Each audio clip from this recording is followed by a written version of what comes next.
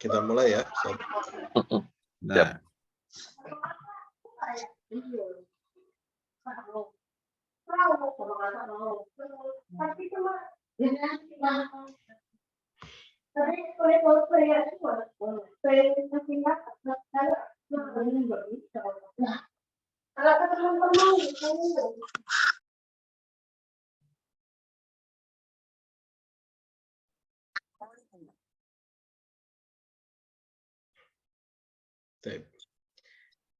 Sudah oke, Pak Doni?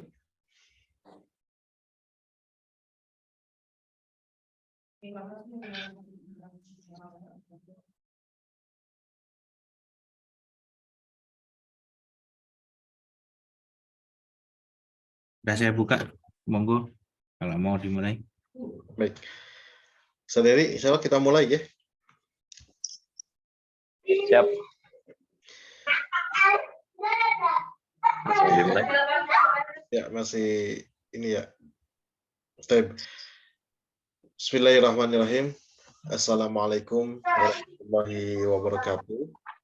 Waalaikumsalam warahmatullahi wabarakatuh. Alhamdulillahirabbil alamin wa bihi nasta'in wa ala umuri waddin. Wassalatu wassalamu ala asyrafil anbiya'i wal mursalin wa ala alihi wa sahbihi ajma'in, amma ba'du. Alhamdulillah, pada sore hari ini kita bisa kembali berjumpa melalui Zoom meeting dan insya Allah akan mendengarkan kajian Kitab Bulughul Maram yang akan disampaikan oleh Ustadz Heri Prasetyo, dan mudah-mudahan para peserta dan para panitia mereka juga diberikan kemudahan oleh Allah Subhanahu wa taala. Salawat serta salam mari kita aturkan dan kita curahkan pada baginda kita Nabi Allah Muhammad sallallahu alaihi wasallam, para sahabatnya, keluarga, dan para pengikutnya. Semoga senantiasa kita mendapatkan syafaat beliau di yaumil akhir. Amin ya rabbal alamin. Kita mulai acara ini dengan baca basmalah. Bismillahirrahmanirrahim. Dan untuk pertemuan kali ini ataupun kajian kali ini kami persilakan kepada Ustadz Heri Prasetyo. Waktu kami persilakan.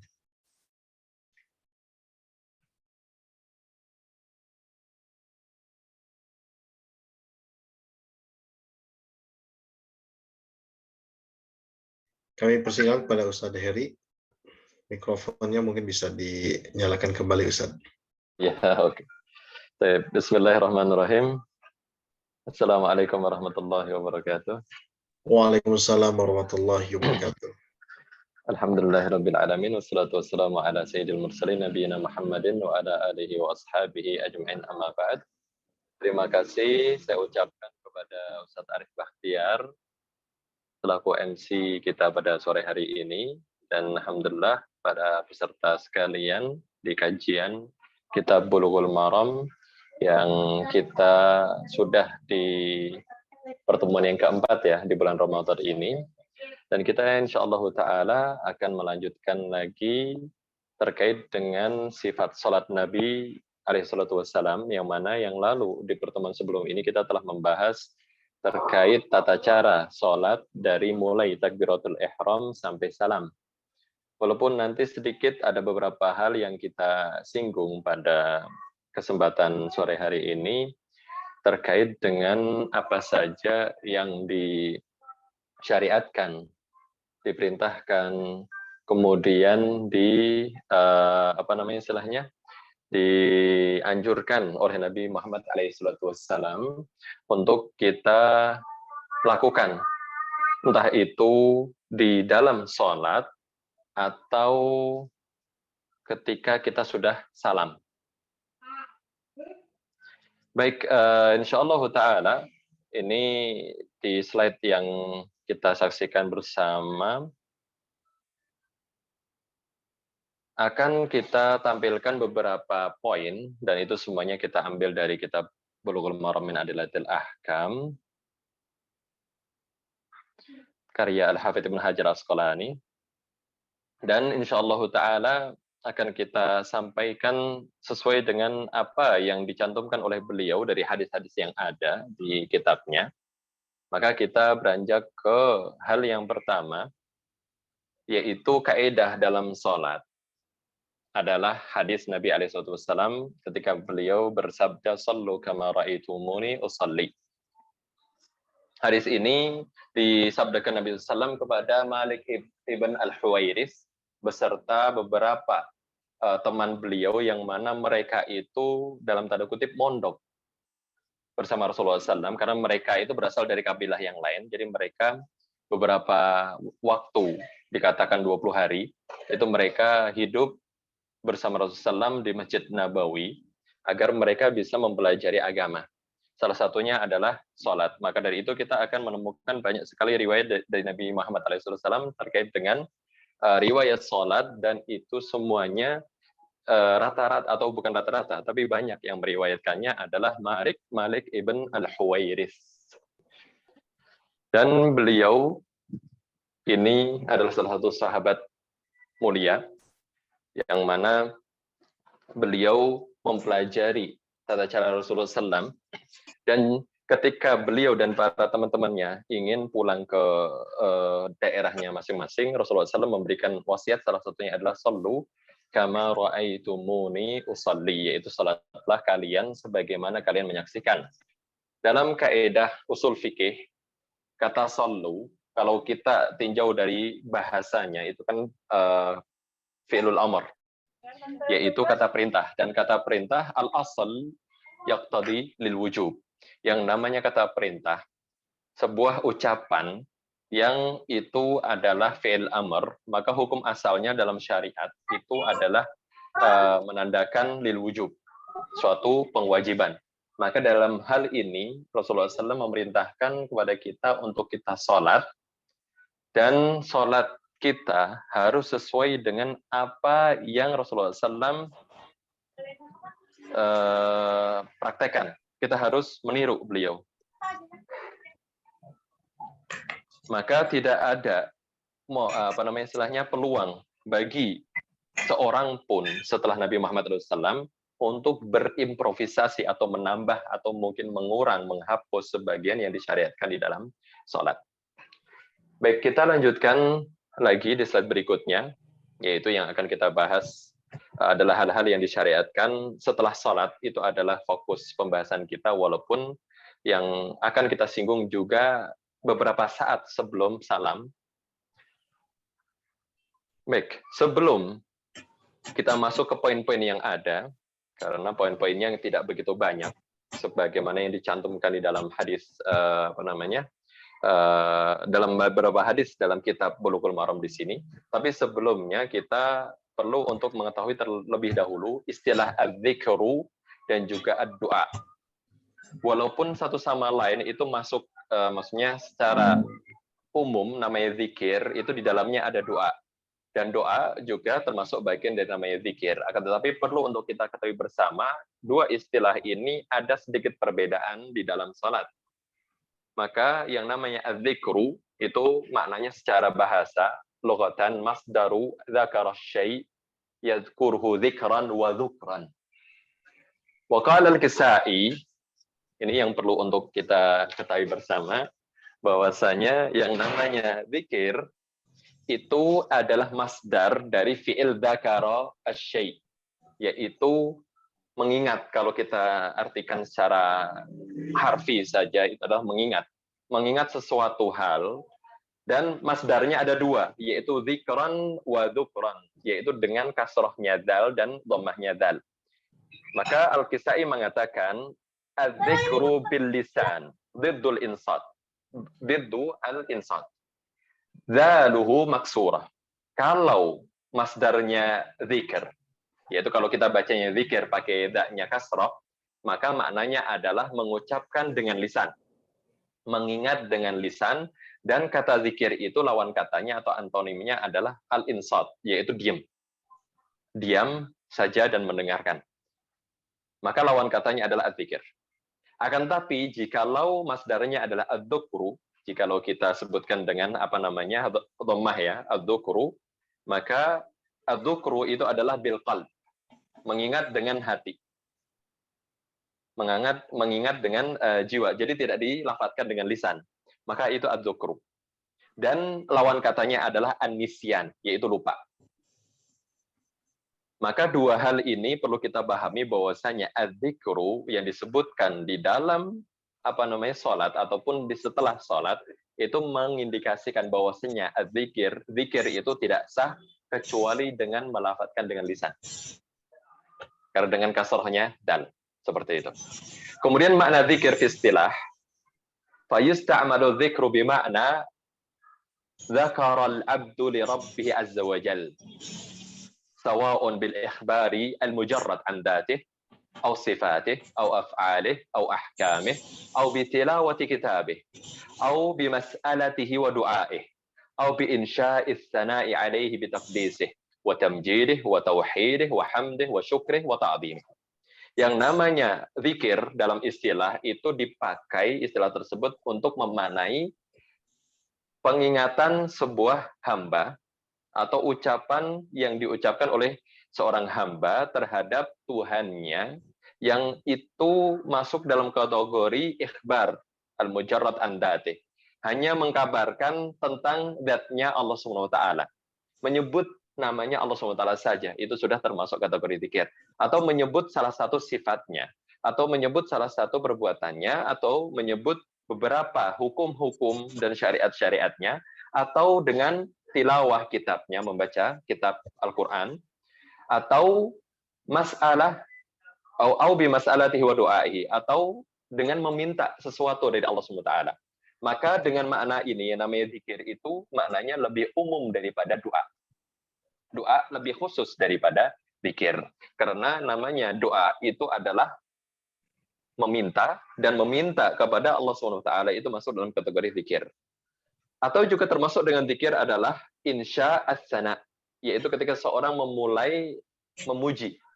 Tapi perlu kita sedikit ketahui bahwasanya yang namanya sana itu sebenarnya maknanya berbeda dengan namanya alhamdu atau al-majdu. Al-majd atau al-hamd itu maknanya sama, tapi as-sana sedikit berbeda. Yaitu yang namanya alhamdu itu adalah memuji.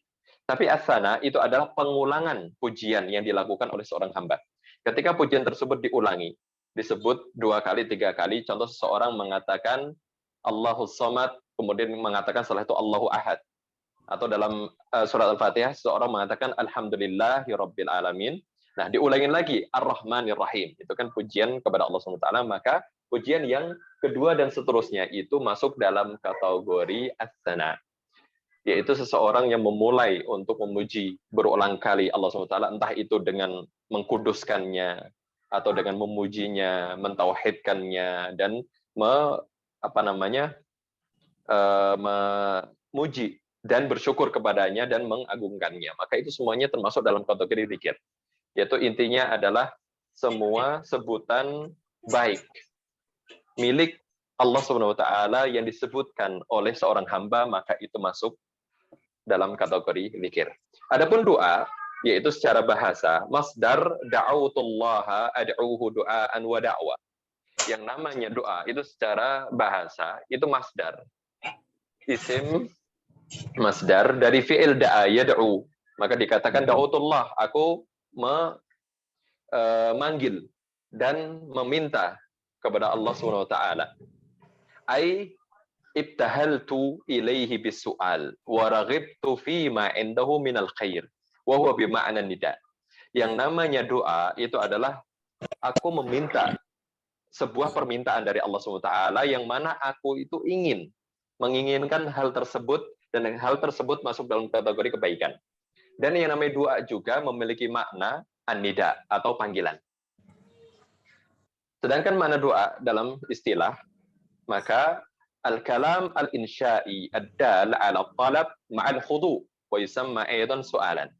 Yang namanya doa itu adalah sebuah perkataan yang diucapkan, yang disusun dan mengindikasikan atas suatu permintaan, dan permintaan tersebut didasari atas ketundukan. Itu yang namanya doa. Dan dinamakan juga yang namanya doa itu adalah meminta, soal. Soal itu adalah meminta. Baik, dari kesimpulan yang kita bisa ambil dari pembahasan ini, yang namanya zikir dan doa, itu dua hal yang memiliki makna berbeda, walaupun doa itu adalah bagian dari zikir, tapi yang namanya zikir itu adalah hanya mengingat. Atau ketika seorang mengucap, memuji, dan lain sebagainya. Tapi yang namanya doa adalah meminta sesuatu untuk terwujud atau biar terwujud kepada istilahnya kehidupannya. Itu adalah namanya doa. Maka berbeda dengan namanya zikir. Zikir itu hanya menyebut saja. Tapi doa itu meminta sesuatu agar diberikan. Maka kaedahnya dalam sholat, ini pendapat sebagian ulama, tapi yang saya rojihkan, saya kuatkan, yaitu sebuah kaedah apa? Afdalu ma yakunu du'a'u qabla taslim wa dzikru ba'dahu. Maka yang namanya afdolnya, istilahnya, paling baiknya kondisi itu adalah ketika seseorang menempatkan doa itu sebelum salam dalam sholat. Dan menempatkan zikir yang semua masuk dalam kategori zikir selain daripada doa itu setelah salam. Maka itu adalah kaidahnya, afdolnya. Dan perlu kita ketahui kalau istilah afdol berarti setelah afdol itu dinamakan fadlun. Baik. Maka jangan pernah kita memvonis sesuatu yang dikatakan itu lebih utama, kemudian lawannya itu adalah sesuatu yang buruk, bukan. Suatu yang paling utama, maka lawannya adalah suatu yang utama, tapi levelnya di bawahnya. Tetap itu masuk dalam kategori yang utama. Maka dalam hal ini, ketika kita menyatakan kaedahnya adalah namanya doa itu sebelum salam, dilakukan sebelum seseorang menutup sholatnya, kemudian yang masuk dalam kategori zikir itu dilakukan setelah salam. Maka, jikalau ada yang memanjatkan doa setelah salam, itu tidak masalah. Maka, itu termasuk dalam kategori fadl. Walaupun bukan afdal, tapi tetap dia ada keutamaan sendiri. Itu adalah maksud dari kaidah ini. Dan salah satu alasan kenapa kaidahnya seperti ini, yaitu yang namanya doa itu diucapkan sebelum seseorang menyelesaikan sholat, yaitu yang namanya seseorang dalam kondisi sholat, itu adalah salah satu kondisi di mana seseorang itu sedang bermunajat kepada Allah Subhanahu wa taala. Sedang berkomunikasi kepada Rabb-nya, Tuhannya. Maka dari itu, kondisi seseorang dalam sholat itu lebih dekat kepada Allah daripada ketika dia sudah selesai sholat. Maka dari itu, ketika mau minta kebutuhan, mintalah permintaan tersebut, ucapkanlah sebelum kita selesai dari sholat. Kemudian setelah selesai sholat, maka yang tinggal adalah kita perbanyak puji-pujian kepada Allah SWT, agar apa yang kita minta di dalam sholat itu bisa segera terkabul. Maka itu adalah salah satu hikmahnya, kenapa doa ditempatkan sebelum salam dan zikir setelah salam. Baik, ini adalah kaidah yang akan saya sampaikan, dan kemudian selanjutnya kita akan bahas hal-hal yang disunnahkan untuk kita lafadzkan dalam doa-doa kita sebelum salam, dan juga zikir apa saja yang disunnahkan juga setelah kita salam sebagaimana yang dicantumkan dalam kitab Bulughul Maram. Baik, langsung kita masuk ke slide berikutnya, yaitu letak doa di dalam sholat. Perlu untuk kita pahami bahwasanya seseorang itu berdoa di dalam sholat di 3 posisi. Posisi yang pertama adalah ketika posisi berdiri. Dasarnya adalah hadis Anas ibn Malik yang mengkabarkan kepada kita terkait dengan kesunahan kunut. Kunut itu adalah sebuah doa yang dilakukan dalam posisi berdiri. Sedangkan kunut itu dilakukan boleh di salah satu kondisi. Pertama adalah sebelum ruku. Berarti setelah seseorang itu selesai membaca Al-Fatihah di rakaat terakhir di sholatnya. Atau dilakukan setelah ruku. Dilakukan setelah ruku, yaitu ketika seseorang dalam posisi i'tidal. Maka namanya kunut itu boleh dilakukan di salah satu 2 tempat itu. Jadi tidak masalah jika kita menemukan seseorang berdoa kunut itu sebelum ruku. Karena memang ada sunnahnya. Bahkan hal tersebut dirojihkan dalam madhab Malikiyah. Maksudnya apa? Doa kunut sebelum ruku itu afdal dalam madhab Malikiyah. Terus kemudian, yang namanya doa kunut juga boleh dilakukan ketika setelah ruku, bangkit dari ruku, atau yang disebut dengan i'tidal sebelum sujud. Dan itu adalah posisi di mana seorang itu berdoa. Kemudian posisi yang kedua adalah sujud. Kalau posisi yang pertama tadi, kunut itu banyak sekali contohnya dari Rasulullah SAW dan juga para sahabat. Terus kemudian yang kedua ini adalah sujud. Yang mana dalam hadis lain SAW itu bersabda, aqrabu ma yakunul abdu min rabbih fahuwa sajid. Yang namanya salah satu posisi seorang hamba itu paling dekatnya dengan Allah SWT, sedang dekat-dekatnya. Itu adalah ketika seorang hamba itu sujud. Walaupun hadis ini memiliki makna bahwasanya yang namanya sujud itu terjadi di dalam sholat dan di luar sholat juga. Maka selama seseorang itu sujud untuk Allah SWT, maka sedang berada dalam kondisi terdekat dengan Allah SWT.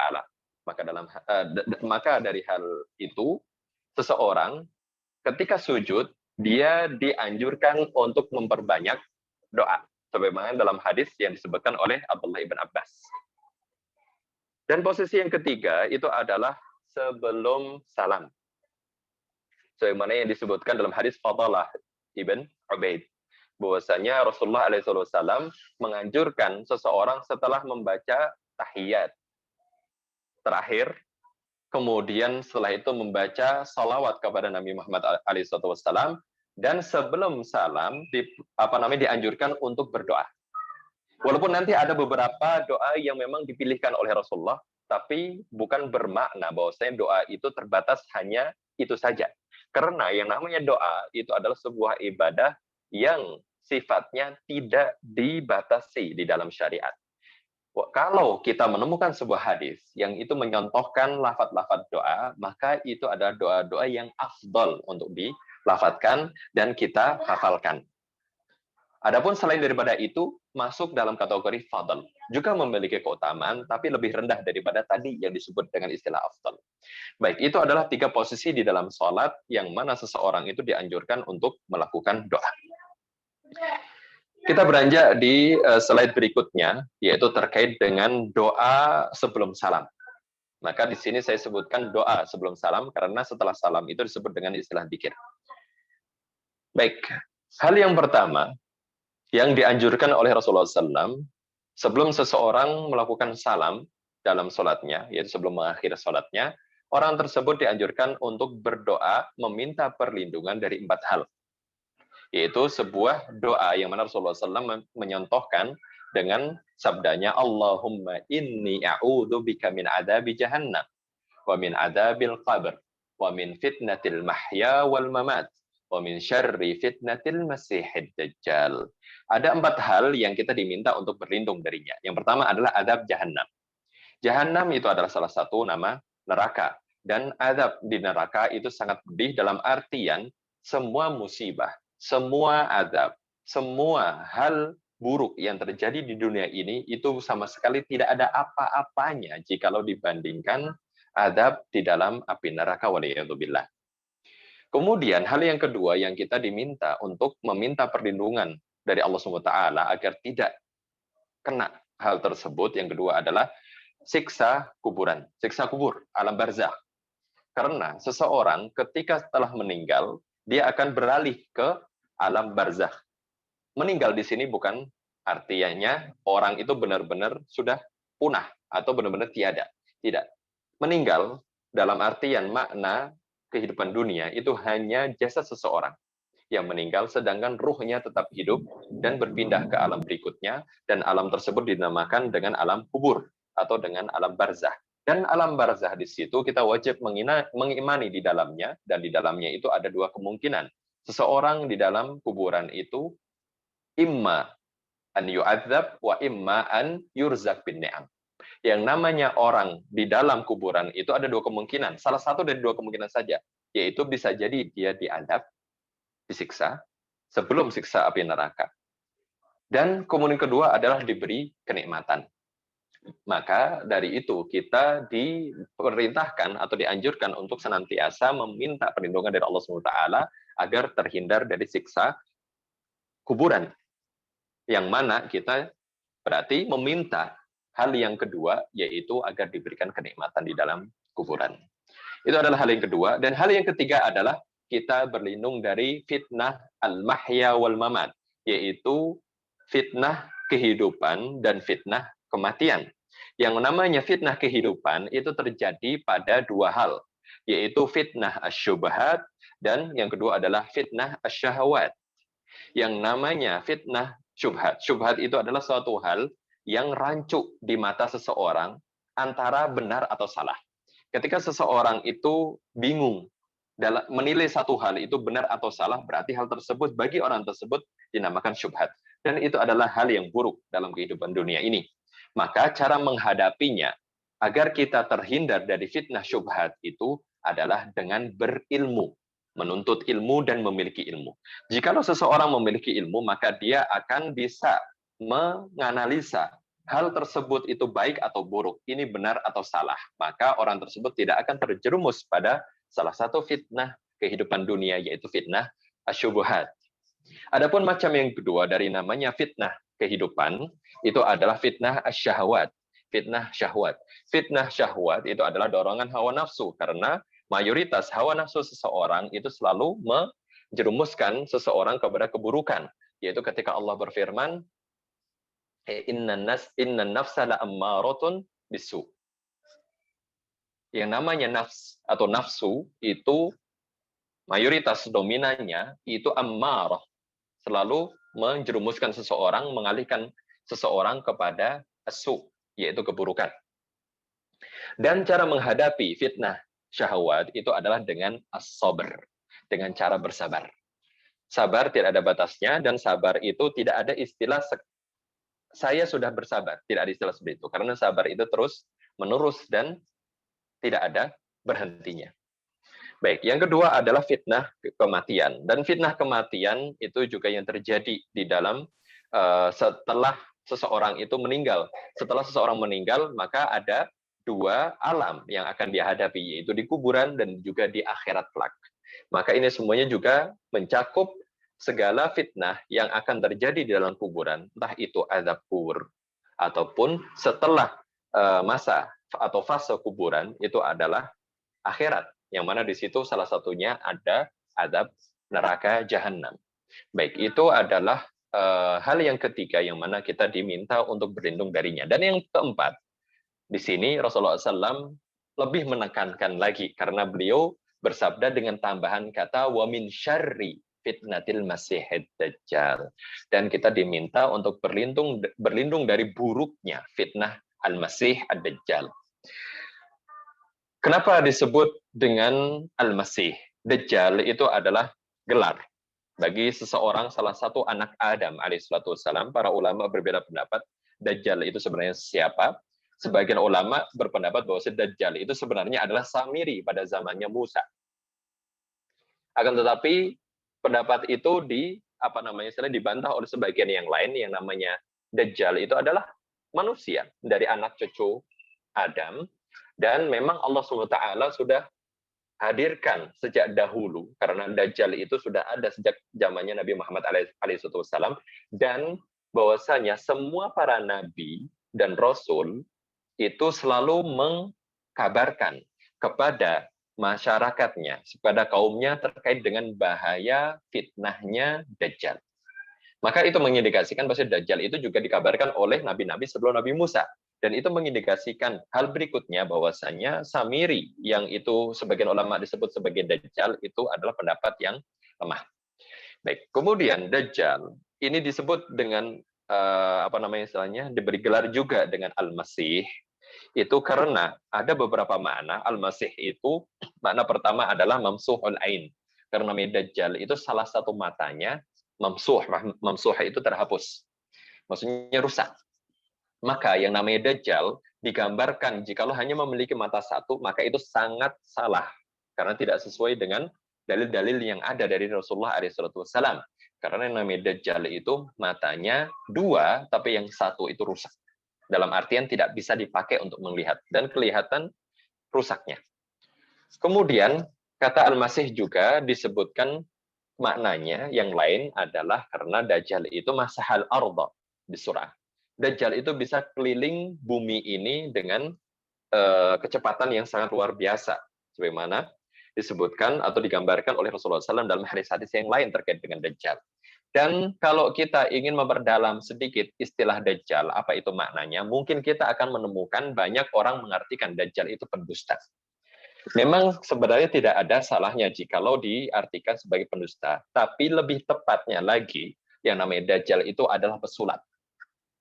Dajjal itu adalah pesulap yang mana dia bisa mengesankan suatu hal di mata manusia yang lain, suatu hal tersebut adalah nyata, padahal aslinya tidak nyata. Maka itu makna yang lebih tepat dan lebih spesifik untuk kita terjemahkan istilah Dajjal. Kemudian Dajjal, sebagaimana yang disebutkan dalam hadis Tamim Ad-Dari, dan beliau adalah salah satu orang Nasrani dari daerah Palestina, yang mana bertemu secara langsung dengan Dajjal, dan Tamim Ad-Dari mengatakan bahwa Dajjal itu adalah sosok yang sangat besar secara fisiknya, tubuhnya itu sangat besar. Kemudian dia sedang dikerangkeng dengan sangat kuat, jadi nggak bisa keluar. Maka ada banyak pertanyaan yang diucapkan atau yang ditanyakan oleh Dajjal kepada Tamim Ad-Dari beserta rombongan yang tersasar di sebuah pulau. Salah satunya adalah bertanya terkait dengan mata air yang dinamakan dengan Ainuz Zughar, mata air Az-Zughar. Mata air Zughar itu berada di, kalau sekarang di negara Yordania ya, salah satu daerah di Yordania, yang salah satu para ulama di situ, di Syam, di daerah Yordania.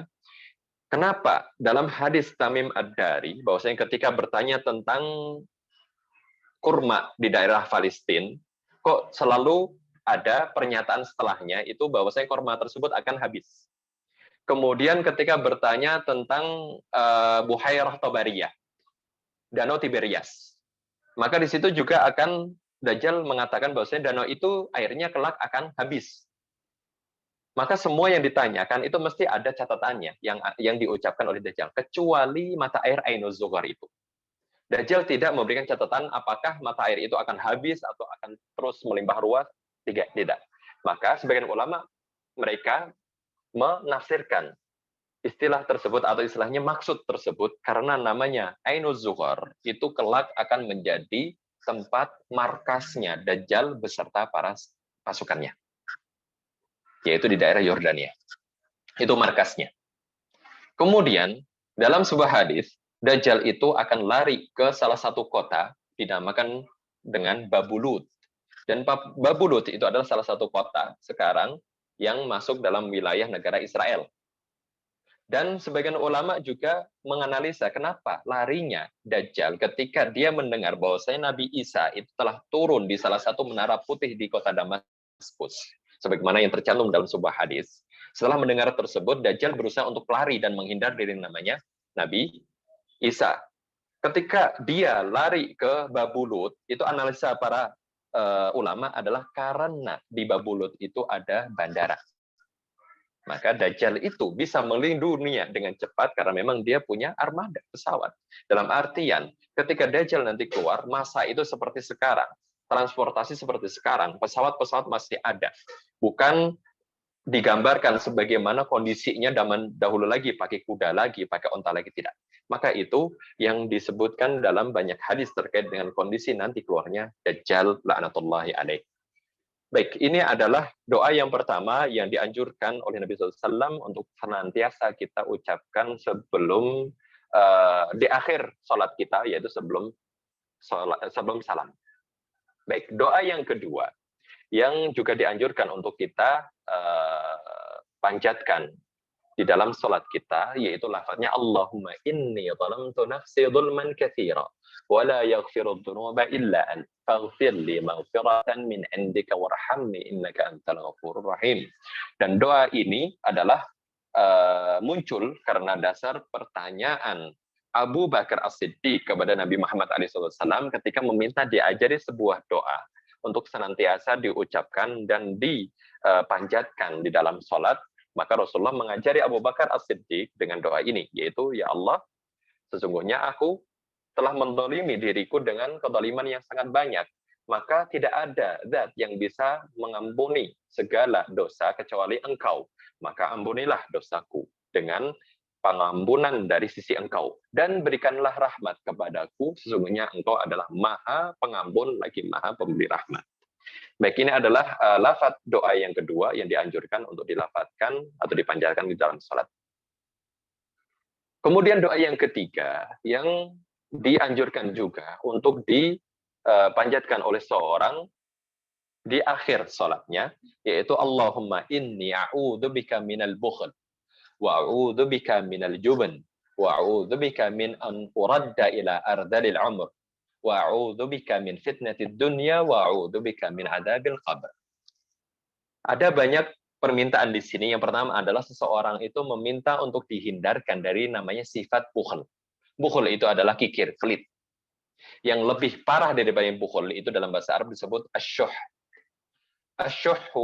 Asyuhu dan al-bukhlu itu maknanya mirip, tapi namanya asyuhu itu asyadul bukhl. Lebih parah dari namanya bakhil. Baik. Sifat kebakhilan saja, yaitu ketika seseorang diminta, dia memberikan, tapi memberi dengan rasa keberatan, atau dia memberi dengan barang yang memang benar-benar tidak dia sukai, maka itu masuk dalam kategori bukhl. Sedangkan asyuhu itu adalah ketika seseorang diminta sesuatu dan dia sama sekali tidak mau memberikan, maka dinamakan syuh, lebih parah. Dan seseorang diperintahkan untuk meminta perlindungan dari hal ini. Dan yang kedua adalah minal juben. Juben itu adalah lawan dari asyaja'ah, yaitu syaja'ah itu adalah keberanian. Maka juben itu adalah penakut, sifat takut. Dan seseorang diperintahkan untuk meminta kepada Allah SWT agar terhindar dari namanya sifat penakut ini. Maka tidak boleh seorang hamba itu takut dari segala hal kecuali dari Allah SWT saja. Selain daripada itu kita tidak boleh takut. Dan hal yang ketiga adalah permintaan agar tidak disampaikan usia seseorang di usia yang paling lemah. Disebut ardadil umur, itu adalah umur yang paling akhir. Yaitu yang bisa menyebabkan kelemahan fisik seseorang, kelemahan ingatan seseorang, dan kelemahan segala hal berkaitan dengan diri seseorang. Maka salah satu yang terjadi di ardadil umur itu adalah pikun. Maka dari itu Rasulullah SAW senantiasa berdoa dengan doa ini dan mengajarkan semua umatnya untuk memohon dari hal ini. Kenapa? Agar seseorang itu hidupnya, akhir hayatnya, pertama, tidak akan menyusahkan orang lain. Kedua, dia tidak akan tercabut akalnya, yaitu menjadi pikun. Maka itulah yang terjadi dari Rasulullah SAW. Kenapa beliau dicabut nyawanya? Salah satu hikmahnya, kenapa nyawa Rasulullah SAW dicabut ketika usia beliau 63 tahun? Karena usia tersebut adalah usia di mana seseorang itu belum sampai ke ardadil umur. Dan Rasulullah SAW ketika meninggal, kondisi beliau adalah kondisi yang sangat sehat, dengan akal yang masih sempurna. Maka itu agar menghindarkan tuduhan-tuduhan orang yang membenci Islam, bahwasanya Al-Quran itu berasal dari Nabi yang pikun, agar tidak muncul tuduhan seperti itu. Baik, hal yang keempat yang kita diminta untuk meminta dari Allah SWT, yaitu terhindar dari fitnah dunia, sebagaimana yang sudah kita sebutkan, bahwasanya fitnah dunia ada dua hal, yaitu fitnah syubhat dan fitnah syahwat. Dan yang terakhir, permintaan dalam doa ini itu adalah meminta dari azab kubur, sebagaimana yang kita jelaskan juga di doa yang pertama tadi. Baik, ini adalah contoh doa yang ketiga yang dianjurkan. Dan kita lanjutkan di doa yang terakhir yang dicantumkan oleh Al-Hafidz Ibnu Hajar Al-Asqalani, yang dianjurkan untuk seseorang itu panjatkan di akhir-akhir sholatnya, yaitu Allahumma a'inni ala dzikrika wa syukrika wa husni ibadatik. Wahai Allah, bantulah aku, berilah kekuatan kepadaku untuk senantiasa aku mengingatmu, berzikir kepadamu, dan memanjatkan syukur kepadamu, dan memperbaiki ibadah-ibadahku. Memperbaiki ibadah-ibadahku kepadamu. Baik, ini adalah contoh doa yang keempat yang atau sangat dianjurkan untuk dipanjatkan seorang setiap kali di akhir-akhir sholat. Dan ini mencakup seluruh sholat, entah itu wajib ataupun sunnah. Maka doa semuanya itu disunnahkan untuk dipanjatkan oleh seorang muslim dalam sholat sunnah ataupun sholat wajib. Baik, itu terkait dengan doa-doa, dan doa-doa itu posisinya sebelum salam. Kita masuk di hal yang berikutnya, yaitu zikir setelah sholat. Maka di sini saya sebut zikir, karena itu ditempatkan di setelah seseorang itu salam, yaitu setelah selesai sholat. Apa saja zikir-zikir yang disunnahkan? Mungkin kita akan menemukan sedikit saja, karena Al-Hafidz Ibnu Hajar Al-Asqalani itu menyebutkan hadis-hadis terkait dengan kesunahan zikir setelah sholat itu tidak panjang. Walaupun jikalau, mohon maaf ini salah salah video, karena video ini kok ada salibnya ternyata. Maka ini perlu untuk saya ganti dan hapus tadi, mohon maaf tadi. Baik, kita langsung masuk ke hal yang pertama, atau zikir yang dianjurkan oleh Nabi kita Muhammad SAW terhadap seorang muslim setelah dia menyelesaikan sholatnya. Maka yang sebagaimana kita ketahui bahwasanya zikir itu adalah istighfar 3 kali. Maka hadis ini sebagaimana disebutkan oleh sahabat Sauban bahwasanya Rasulullah SAW itu beristighfar 3 kali, dan setelah istighfar 3 kali beliau mengucapkan Allahumma antas salam wa minkas salam tabarakta ya dzal jalali wal ikram. Dan hadis ini juga mengindikasikan bahwasanya setelah seseorang itu salam itu bukan mengucapkan hamdalah, bukan mengucapkan alhamdulillah. Kenapa? Karena yang namanya sholat, ketika seorang mengucapkan alhamdulillah itu terkesan apa? Orang tersebut itu tidak betah dengan sholatnya, tidak betah ngobrol dengan Allah Subhanahu wa taala, tidak betah bermunajat kepada Allah Subhanahu wa taala, berarti orang tersebut tidak suka dengan sholat. Maka jangan sampai setelah sholat kita mengucapkan alhamdulillah, rasa syukur, tidak. Tapi yang dianjurkan adalah kita mengucapkan istighfar 3 kali. Kenapa istighfar? Karena agar kita itu diampuni segala hal yang kurang yang kita lakukan di dalam sholat kita. Karena sholat kita belum tentu sempurna setiap kali kita sholat. Maka dari itu butuhnya kita meminta ampun dari Allah Subhanahu wa taala agar Allah mengampuni kekurangan yang telah kita lakukan sebelumnya. Baik, kemudian tambahannya di sini juga setelah istighfar 3 kali, yaitu Allahumma antas salam wa minkas salam tabarakta ya dzal jalali wal ikram. Dan ucapan ini adalah salah satu patokan, yang menjadi salah satu patokan bagi seorang imam. Ketika dia telah salam, maka ketika sudah istighfar 3 kali dan mengucapkan zikir ini, kemudian setelah itu imam itu berpaling ke arah jamaah. Jangan sampai yang namanya imam itu terus menghadap ke kiblat, tidak berpaling ke arah jamaah. Kenapa? Karena Rasulullah SAW telah melarang sahabatnya di 2 hal ketika dalam sholat, yaitu ketika Rasulullah mengatakan la tasbiquni bi sholati wala bin sirafi. Janganlah kalian mendahului gerakanku di dalam sholat. Itu larangan pertama.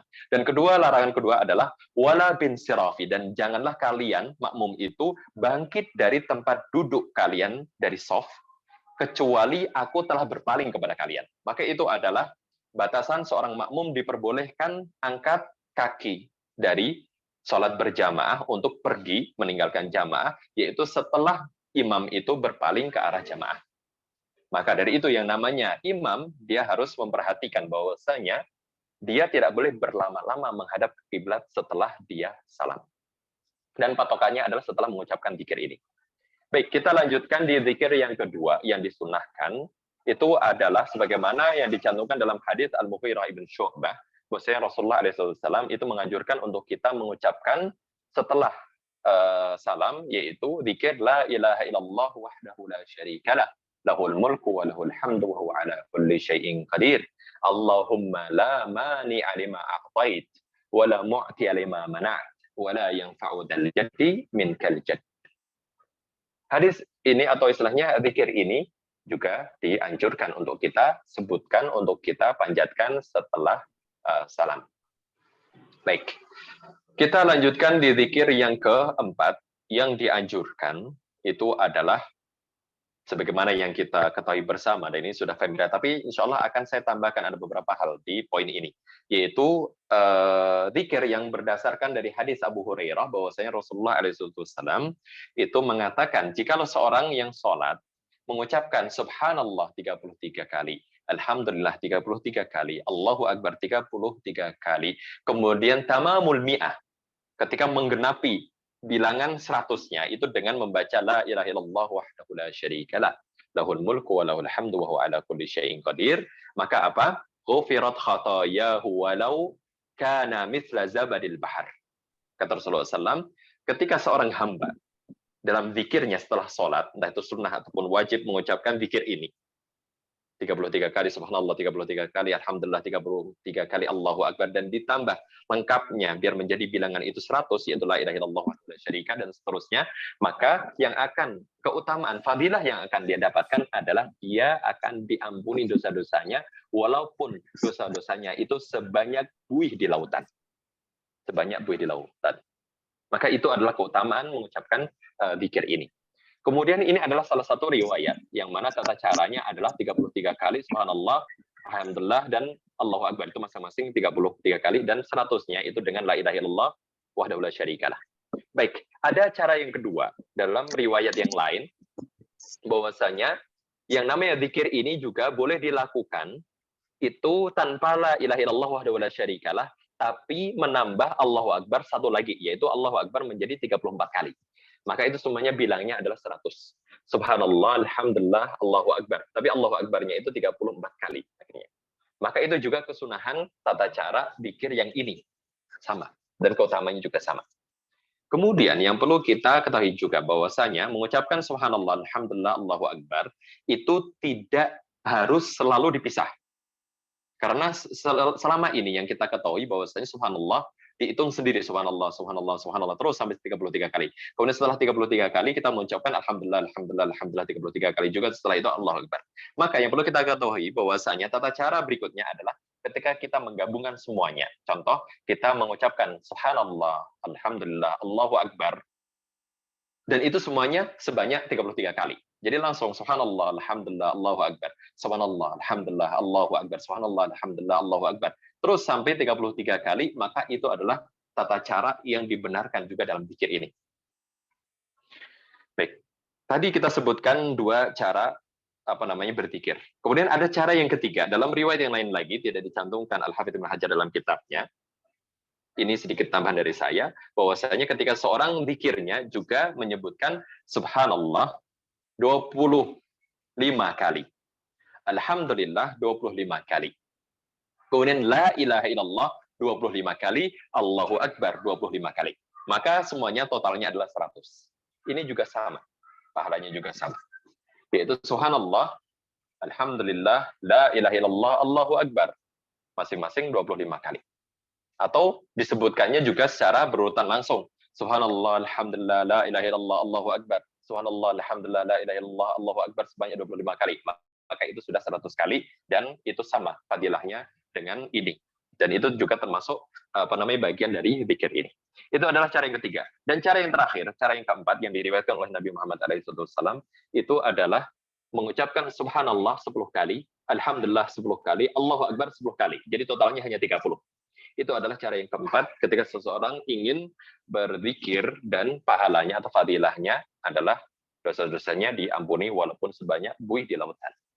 Maka ini adalah 4 cara seseorang zikir kepada Allah dengan tasbih, tahmid, takbir, dan tahlil juga.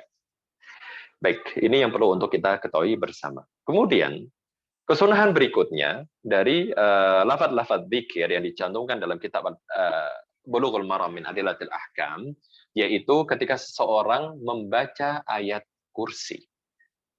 Sebagaimana yang disabdakan Rasulullah SAW kepada Abu Umamah Al-Bahili, bahwasanya seseorang yang membaca ayat kursi di setiap sholatnya selesai, setiap selesai sholat, maka pahalanya apa? Pahalanya, fadilahnya adalah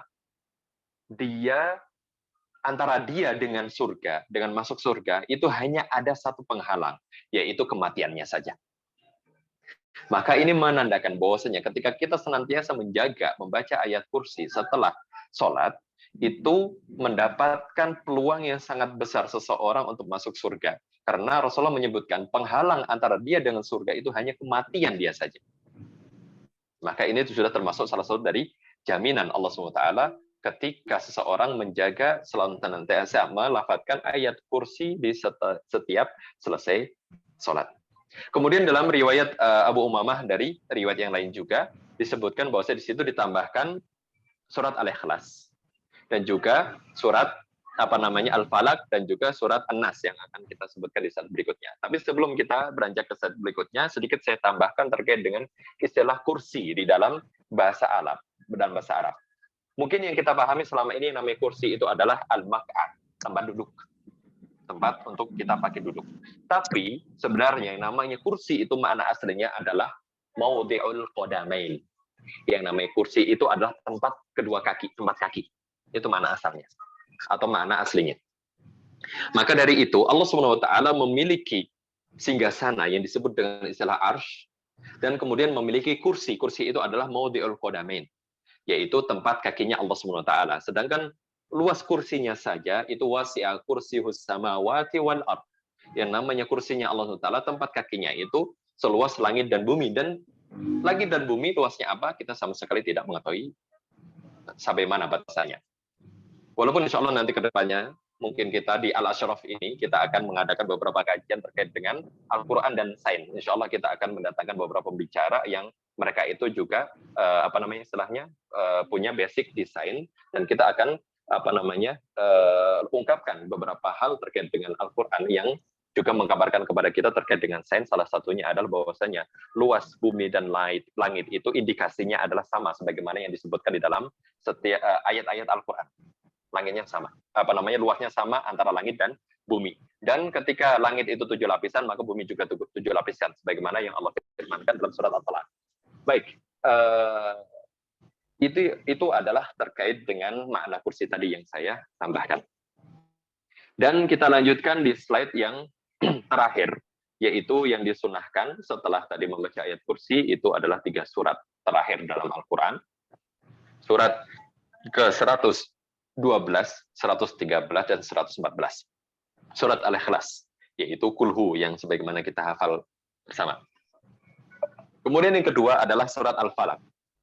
Kalau Al-Ikhlas kita tahu maknanya. Sedangkan Al-Falaq mungkin sebagian dari kita belum mengetahui terkait dengan makna falak. Falak itu apa? Maka para ulama ahli tafsir sebagaimana yang dicantumkan oleh Al-Imam Ibnu Jarir At-Tabari dalam tafsirnya, Tafsir At-Tabari, beliau menyantumkan beberapa riwayat dari kalangan ulama bahwasanya Al-Falaq itu memiliki beberapa makna. Beliau sebutkan ada 3 makna. Makna yang pertama yang namanya Al-Falaq itu adalah maudhi' fi jahannam. Sebuah tempat di neraka jahanam. Itu adalah Al-Falaq. Maka dalam ayat pertama kita meminta kepada Allah SWT yang mana Allah itu adalah Tuhannya neraka juga. Qul a'udzu birabbil falaq. Yaitu katakanlah aku berlindung kepada Rabb yang memiliki falak ini. Maka falak itu diterjemahkan dengan suatu tempat di neraka jahanam. Adapun makna yang kedua namanya falak itu adalah disebutkan dengan makna as-subhu. Subh, waktu pagi. Waktu pagi itu dimulai dari sejak terbitnya fajar. Maka itu sudah disebut dengan istilah pagi. Maka falak makna yang kedua adalah subuh. Kemudian yang makna yang ketiga yang namanya al-falak itu adalah mohon maaf saya kok jadi lupa padahal tadi tinggal di ujung lidah saja. Yang namanya al-falak, Allahumma sholli ala Muhammad. Yang namanya falak yang makna ketiga, mohon maaf saya lupa, nanti kalau saya ingat saya tak ini. Tapi makna yang ketiga ini sebagaimana disebutkan Imam Tabari itu makna yang tidak populer di kalangan orang Arab. Maka dari itu hanya sedikit para ulama yang menyebutkan makna yang ketiga ini. Tapi yang kuat adalah 2 makna tadi. Yang namanya falak itu adalah salah satu tempat di neraka dan yang kedua adalah waktu subuh. Dan surat yang ketiga adalah surat An-Nas yang sebagaimana kita ketahui bahwasanya surat An-Nas itu adalah surat yang terakhir dan dalam surat An-Nas itu salah satu informasi yang perlu untuk kita pahami bersama bahwasanya kita berlindung dari namanya godaan setan. Dan setan yang perlu untuk kita pahami bahwasanya setan itu bukan zat, bukan makhluk. Tapi yang namanya setan itu adalah dalam bahasa Arab syaitan itu adalah sifat. Sifat jahat. Dan sifat jahat itu terjadi di dua makhluk Allah SWT, yaitu jin dan manusia. Ketika Allah SWT berfirman di akhir surat An-Nas, yaitu minal jinnati wan nas. Yang namanya sifat syaitaniyah, sifat kesetanan, sifat buruk itu terjadi di diri jin dan juga manusia. Maka jangan artikan yang namanya setan itu hanya dari golongan jin. Karena ketika manusia itu jahat, maka dia disebut juga dengan istilah syaitan dalam bahasa Arab, dalam istilah syariat. Maka dari itu, ketika kita mendapatkan sebuah hadis tentang salah satu keutamaan Ramadan, yaitu dalam Ramadan itu tughallu fihi syayatin. Yang namanya setan-setan itu tughal, yaitu di kerangkeng. Kemudian kita akan beranggapan kok masih banyak orang yang berbuat jahat, berbuat kemaksiatan. Maka dari itu, makna dari hadis tersebut adalah, sebagaimana yang diutarakan oleh para ulama, bahwasanya yang di kerangkeng itu adalah setan-setan dari golongan jin. Sedangkan setan-setan dari golongan manusia masih banyak berkeliaran, yaitu orang-orang yang bermaksiat. Maka dari itu, itulah istilahnya informasi yang kita dapatkan dalam surat An-Nas, yaitu setan itu adalah sifat dan bukan zat. Dan setan itu bisa terjadi di dua jenis makhluk, entah itu jin ataupun manusia, wallahu taala alam bisawab. Dan ini adalah zikir yang dianjurkan dan disunnahkan untuk seseorang panjatkan setelah selesai salam, wallahu taala alam bisawab. Dan waktu saya kembalikan kepada Ustadz Arif Bakhtiar, saya persilahkan. Baik, terima kasih Ustadz Heri atas pemaparan materi yang sangat luar biasa sekali ya untuk pertemuan keempat ini. Insya Allah di sini juga kami akan membuka pertanyaan. Sebelumnya ini saya akan bacakan dulu pertanyaannya Ustadz Heri. Baik, silakan. Nah, ini ada pertanyaan dari saudara kita dari Yogyakarta. Pertanyaannya begini Ustadz, kalau saya zikir digabungkan boleh atau tidak dengan subhanallah, walhamdulillah, wala ilaha illallah, Allahu akbar sebanyak 33 kali. Bagaimana tanggapannya Ustadz? Baik, mohon maaf mungkin sedikit diperjelas terkait dengan pertanyaan zikir yang digabungkan dengan subhanallah, alhamdulillah, Allahu akbar itu zikir yang apa? Ya, setelah sholat. Maksudnya ditambahi, digabungin apa dengan zikir yang lain atau bagaimana? Baik, biasanya kan kita misalkan subhanallah 33 kali, tapi ini digabungkan subhanallah, walhamdulillah, wala ilaha illallah, Allahu akbar. Seperti itu Ustaz. Oh, baik. Tadi sudah saya sampaikan di penjelasan bahwasanya cara mengucapkan zikir subhanallah, alhamdulillah, la ilaha Allahu akbar itu bisa digabungkan atau bisa dipisah-pisah. Yaitu dengan mengucapkan alhamdulillah 33 kali, setelah itu subhanallah 33 kali, setelah itu alhamdulillah 33 kali. Jadi dipisah-pisah itu boleh dan boleh digabungkan. Subhanallah, alhamdulillah, Allahu akbar. Subhanallah, alhamdulillah, Allahu akbar sebanyak 33 kali. Nah, itu adalah cara yang diperbolehkan. Kenapa? Karena memang tidak ada dalil spesifik yang membatasi. Maka hukum asal dalam syariat, ketika suatu hal itu longgar, maka itu longgar hukumnya. Dan jangan sampai kita membatasi sesuatu yang longgar di dalam syariat, karena itu adalah sebuah kesalahan. Allah Ta'ala alam bisawab. Baik, terima kasih Ustaz. Insya Allah sudah dijawab ya Ibu dari Yogyakarta. Pertanyaannya mungkin mengenai dengan yang kemarin Ustaz, ada yang tertinggal ini. Ketika kita menjadi seorang makmum dan kita belum sempat membaca surat Al-Fatihah, bagaimana sholatnya? Batal atau tidak? Begitu Ustaz. Baik, pertanyaan yang saya tangkap di sini adalah kondisi seorang makmum yang mana dia itu belum sempat membaca surat Al-Fatihah dalam sebuah rakaat bersama imam. Maka dalam kondisi tersebut ada dua kondisi seorang. Ada dua kondisi. Kondisi yang pertama karena istilahnya kelalaian dia. Karena dia lalai. Contoh, ketika seorang itu sudah masuk di shaf bersama imam, kemudian dia itu berhayal sehingga waktu untuk dia gunakan membaca surat Al-Fatihah itu terlewat sampai imam itu ruku. Itu kondisi yang pertama ya. Maka kondisi yang seperti itu, seorang makmum dia tetap diwajibkan untuk membaca Al-Fatihah walaupun ketinggalan. Jadi dia tetap membaca Al-Fatihah. Kemudian imam memang sudah ruku. Walaupun imam sudah i'tidal, Selama dia tidak ketinggalan di rakaat tersebut, maka setelah itu dia menyusul sebagaimana yang dijelaskan oleh para ulama. Jikalau ada sebuah rukun yang belum dilaksanakan oleh seorang makmum, maka dia wajib untuk melaksanakannya dan setelah itu dia menyusul gerakan imam. Seperti itu. Itu kondisi yang pertama. Dan kondisi yang kedua adalah ketika seseorang itu ketinggalan membaca surat Al-Fatihah, tapi bukan karena kehendak dia, bukan kelalaian dia juga. Contohnya adalah seorang yang datang ke shaf mendapati imam dalam kondisi ruku. Maka dalam kondisi tersebut, ini kan ketidakmampuan seorang makmum untuk mendatangkan Al-Fatihah di rakaat tersebut, maka itu adalah pengecualian sebagaimana yang dijelaskan oleh ulama Syafi'iyah bahwasanya seseorang itu diperbolehkan untuk tidak membaca Al-Fatihah. Salah satu kondisinya adalah ketika menemukan imam sudah dalam kondisi ruku sedangkan dia sedang mau masuk ke sholatnya. Maka dia hanya wajib takbiratul ihram, setelah itu takbiratul intiqal langsung ke ruku. Maka tidak wajib untuk membaca Al-Fatihah pada rakaat tersebut. Itu adalah kondisi kedua. Wallahu ta'ala. Baik, terima kasih Ustadz Heri. Kami persilakan pada peserta yang ada di Zoom. Apabila ada pertanyaan bisa langsung ditanyakan kepada Ustadz Heri.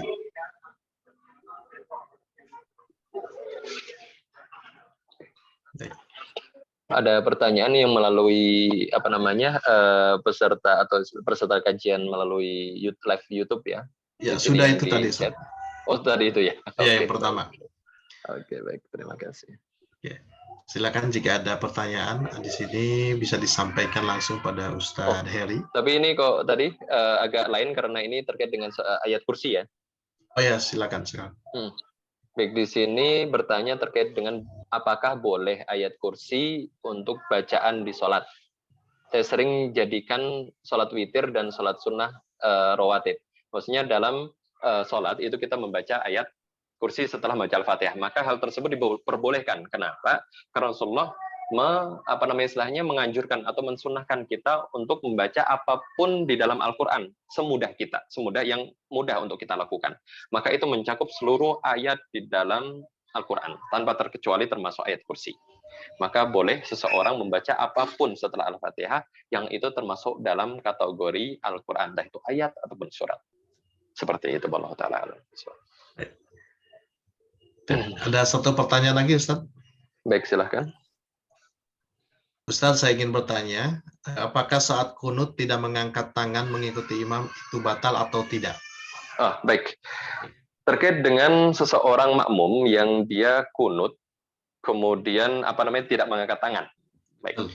Intinya adalah yang diperintahkan itu adalah mengikuti imam. Mengikuti imam dalam artian di sini kunutnya. Kunut itu adalah berdirinya. Maka hukum asalnya seorang makmum ketika mendapati imamnya kunut, dia wajib kunut bersama imam, yaitu sama berdiri. Dan ketika imam berdoa, maka dia mengaminkan. Maka itu maksud dari perintah. Sedangkan mengangkat tangan, itu adalah perkara yang lain, dan itu hukumnya adalah sunnah. Sedangkan seseorang yang kunut tanpa mengangkat tangan, maka kunutnya adalah sah dan benar, dan tidak batal. Tapi, jikalau dia mengangkat tangan, maka itu afdol. Ada pahala tambahan lagi, karena itu termasuk kesunahan, sama seperti ketika seseorang itu mengucapkan takbiratul ihram Allahu Akbar, sembari mengangkat kedua tangan. Itu juga kesunahan tambahan lagi di dalam salat. Sama seperti itu. Syukur Ustaz, Masya Allah. Jawabannya Baik, langsung to the point. Baik, kami berikan kesempatan lagi pada peserta yang ada di Zoom untuk menanyakan secara langsung kepada Heri Prasetyo. Waktu kami persilakan, ada yang mau menyampaikan. Ada Ustaz Khalilur Rahman. Nah, Ustaz. Fadhal Ustaz. Ini saya ingin bertanya pada Sahiri, Ridho Ta'ala. Gini Ustaz, ada beberapa hal di dalam sholat kita kadang agak bingung juga, yaitu tentang takbiratul intiqal atau bacaan-bacaan yang ditambah-tambahkan, seperti doa atau yang lain. Ada sebab pernah saya dengar Ustaz bahwa ketika mengucapkan takbiratul intiqal, yaitu takbir berpindahnya dari satu rukun ke rukun yang lain, itu juga harus berniat Ustaz, niat zikir. Karena kalau tidak berniat zikir katanya itu seperti kalam, seperti berbicara. Maka sholatnya bisa batal. Itu Ustaz. Baik, saya tanggapi terkait dengan pernyataan demikian. Terima kasih Ustadz Khalilur Rahman. Terkait dengan niatan, jadi seseorang diperintahkan untuk setiap kali takbiratul intiqal untuk berniat itu adalah untuk zikir. Dan takbiratul intiqal memang masuk dalam kategori zikir, sebagaimana sabda Rasulullah SAW bahwa sholat itu innama hiya tasbihun wa takbirun wa qiraatul Quran. Yang namanya sholat itu mencakup 3 hal, yaitu tasbih, kemudian takbir, dan qiraatul Quran. Maka takbir itu masuk dalam kategori zikir. Sedangkan niat, memang yang namanya semua amalan itu wajib ada niat, tapi perlu untuk kita luruskan bahwasanya niat itu hakikatnya di mana dan apa. Maka semua ulama, tidak ada satupun dari mereka yang berbeda pendapat terkait dengan tempat niat itu adalah mahalluha fil qalb. Letaknya di hati. Seperti itu. Intinya kalau letaknya di hati berarti tidak, hukum asalnya tidak dilapatkan. Walaupun sebagian ulama, sebagaimana yang dicantumkan dalam ensiklopedia fikih Kuwait, bahwasanya sebagian ulama itu menganjurkan untuk melafatkan niat. Oke, tidak masalah jika itu alasannya adalah untuk menguatkan niat di dalam hati. Akan tetapi, perlu untuk kita pahami bahwasanya niat itu tempatnya di hati dan tidak harus dilafatkan. Baik, dan saya lebih menguatkan pendapat yang tidak dilafatkan. Kenapa? Karena sebagian ulama lagi yang menyatakan bahwasanya niat itu lebih baik untuk tidak dilafatkan, bahkan lebih baik untuk tidak dilafatkan. Kalau dilafatkan silahkan saja, tapi kalau tidak dilafatkan itu lebih afdal, yaitu salah satu alasan mereka adalah bahwasanya melafatkan niat itu termasuk salah satu kurangnya akal seseorang. Indikasi kurangnya akal. Kenapa? Coba kita bayangkan jika seseorang setiap kali ingin melakukan sesuatu dia lafatkan. Aku ingin minum, kemudian aku ingin ke kamar mandi, aku ingin makan, aku ingin mengambil pulpen, aku ingin mengambil sendok, maka itu salah satu indikasi bahwa orang tersebut kurang akalnya. Karena akal itu adalah tempatnya di hati, dan niat itu adalah dari akal itu di tempatnya di hati. Maka dari itu, ketika seseorang zikir, semua amalan secara umum, maka disyaratkan niat, betul sekali. Tapi bukan lebih baik untuk tidak dilafatkan. Jadi takbiratul intiqal, maka cukup untuk dia sadari, dia fokuskan. Ketika dia fokus bahwasanya dia takbiratul intiqal itu adalah bagian dari namanya sholat, dan itu bagian dari namanya zikir dalam sholat, maka itu sudah termasuk niat yang dia lakukan, fokus untuk mengucapkan Allahu Akbar dari satu rukun ke rukun yang berikutnya.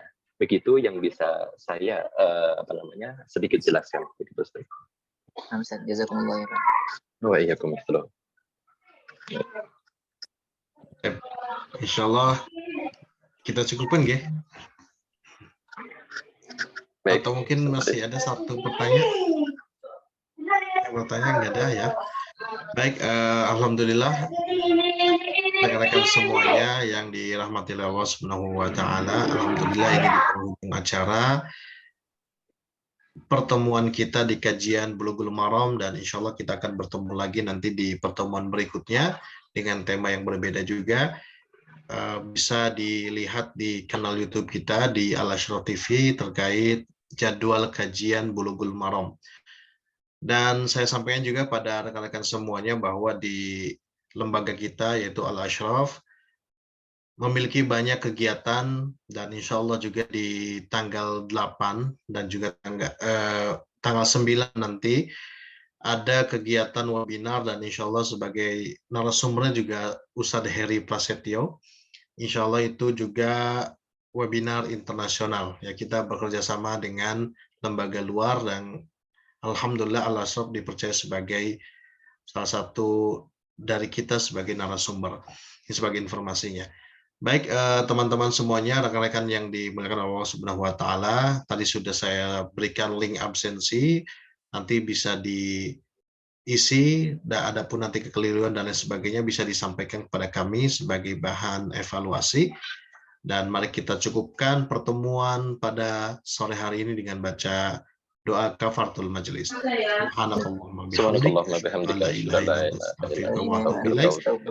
Wassalamualaikum warahmatullahi wabarakatuh. Waalaikumsalam. Waalaikumsalam warahmatullahi wabarakatuh.